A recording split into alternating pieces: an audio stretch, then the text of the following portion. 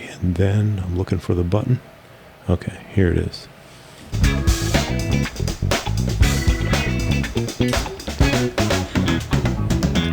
Hello and welcome to Morning Fuel. I am your host, John Bundy, and you are here because you believe in the power of the spoken word and its ability to change lives, and that by sharing our stories, we can help others to overcome challenges that they cannot overcome on their own. Whether it's a victory you need to win in business or in your own personal life, you understand that the answers can be found in listening to others who are willing to share their stories, knowing that their story ultimately doesn't belong to them.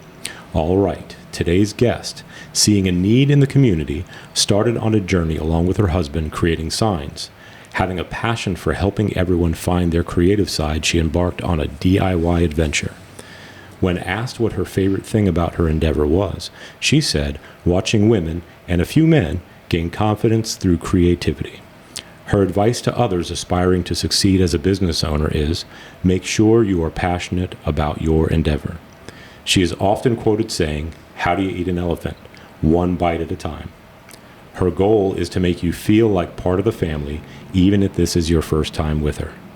Please join me in welcoming to the Morning Fuel podcast family, owner of Lilac Lane DIY, Kim Kellogg. Hey. Hey, how are you? I'm fantastic. How are you? Very good. Good. Very good. Well, you look and you sound great, and we're about ready to get into this. I can't wait. I love, and I've probably said this maybe on at least half of my podcast. There are a few people that when we send them the questionnaire, they have really short answers, and I'm like, that's a busy person. I know it. I cannot wait to hear her story.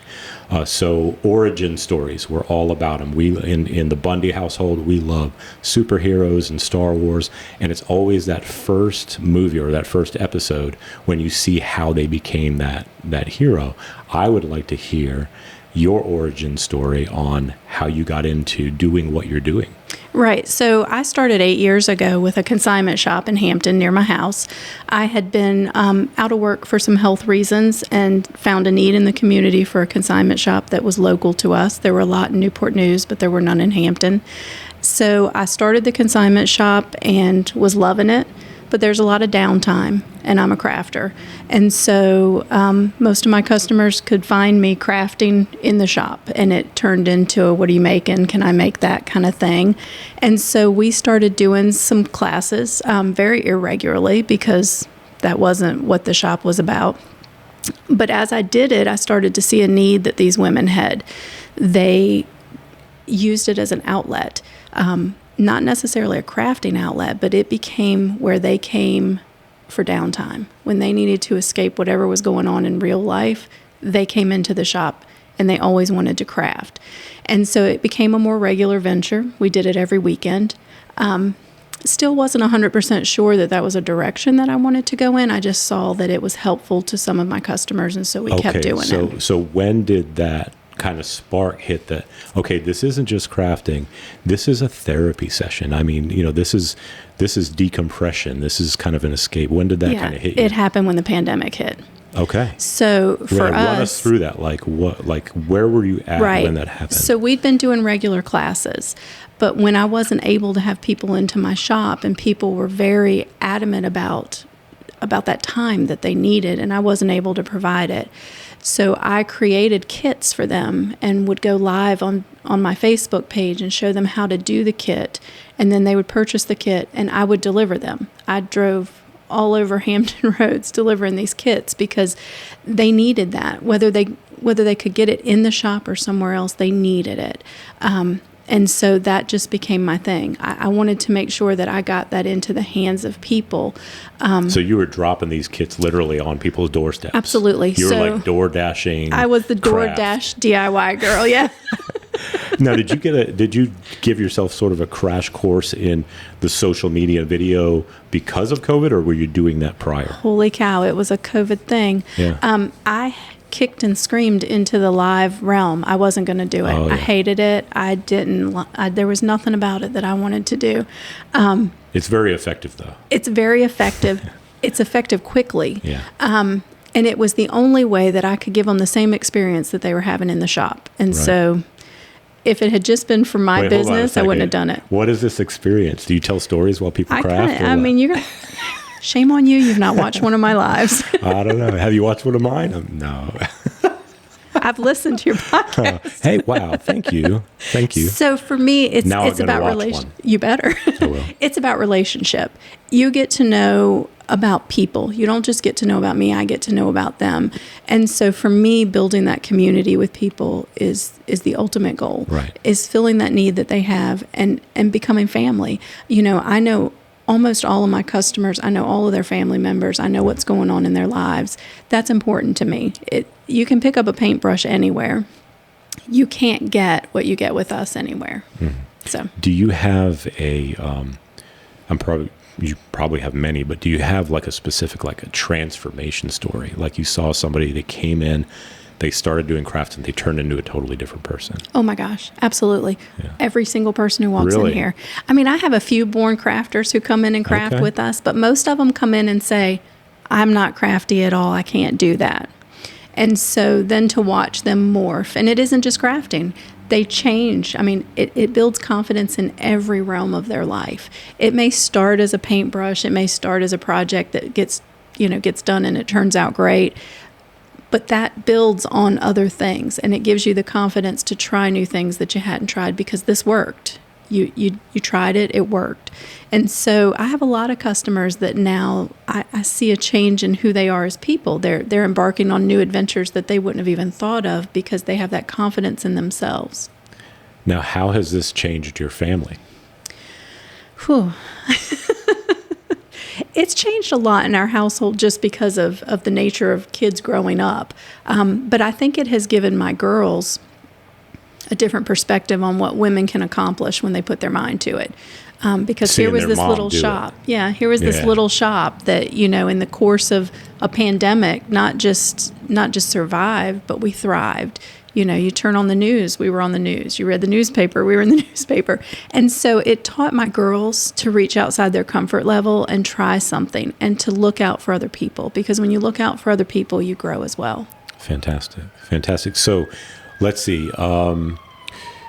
Do you have like a goal, like a plan? Are you planning to expand? What's like 5 years down the road for DIY, for Lilac Lane DIY? Well, for us, it's to expand e-commerce wise. Okay. We have changed the shop to 100% DIY because that's where the need is. That's where my passion is. But I would like to expand our website. I would like to grow in the e-commerce realm and grow our classes. I don't think that I want to expand into any other areas. I would just like to perfect what we do. Now, I just saw a flash of an image of you sort of doing like a DIY masterclass. You know how they have those master classes on Facebook? Yes. That would be fun because you bring that fun flair, that Southern, yeah, y'all is all over your website. So we would love to create courses that you could take so that like you a could, webinar. Kind of like a webinar. Mm-hmm. I feel like I've almost, if you can, master the Facebook Live thing. Sure. So we did a few classes over the holidays last year that were Zoomed. So you purchase the kit, it gets shipped to you, and then on a particular day you craft with us. Right. And that's kind of the vibe of what I'd like to do moving forward. Okay. Very cool. Well, before I ask my last question, where can people find you on social media? And how's the best way for folks to get in touch with you? Yep. So we have a Facebook page, Lilac Lane DIY. That's our Instagram as well. That's our YouTube. And Gotcha. LilacLaneDIY.com is our website. You can find our blog there. I try to do a blog every week on something that's pertinent to life in general, not necessarily just crafting. Yep. Just Lilac Lane DIY. Right. We kept it easy. easy. You mentioned that you do lives as well. We do. Weekly? Wednesday nights at 7:30, we do a crafting live where we show you a project that you can then purchase. Okay. And Friday nights at 6:30, we do the same.